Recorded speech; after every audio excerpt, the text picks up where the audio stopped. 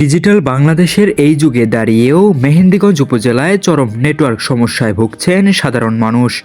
Call drop, দুর্বল signal ও ধীরগতির internet যেন এখানকার নিত্যদিনের বাস্তবতা। নেটে প্রচুর সমস্যা হইতেছে।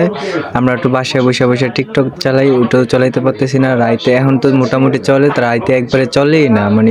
প্রচুর সমস্যা। এটার কোনো বইলা বুঝাতে পারবো না যে কতটা সমস্যা।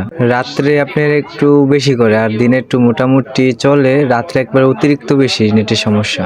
উপজেলার বিভিন্ন এলাকায় মোবাইল ফোনে স্বাভাবিকভাবে কথা বলা যাচ্ছে না। ইন্টারনেট সংযোগ বারবার বিচ্ছিন্ন হয়ে পড়ছে। বিশেষ করে বিদ্যুৎ চলে যাওয়ার পর ইন্টারনেট আরও দুর্বল হয়ে যায়, ফলে জরুরি সময়ে যোগাযোগ করা প্রায় অসম্ভব হয়ে পড়ছে। আমাদের এখান থেকে টাওয়ার আছে 100 মিটার দূরে, কিন্তু দুঃখের বিষয় ওই টাওয়ারে কোনো কাজ করে না। ওটার থেকে আমরা কোনো প্রতিকার ভালো পাই না।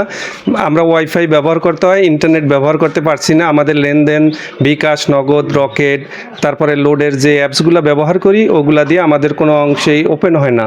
অ্যাপসগুলো আমরা ব্যবহার করতে পারছি না।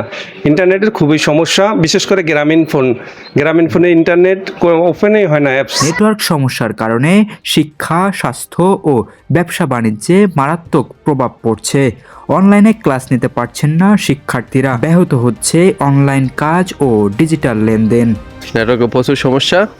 আমরা অনলাইনে যারা কাজ করি তাদের জন্য অনেক সমস্যা হচ্ছে। স্থানীয়দের অভিযোগ, বারবার অপারেটরগুলোতে অভিযোগ জানিয়েও এখন পর্যন্ত কোনো প্রকার কার্যকর সমাধান পাওয়া যায়নি।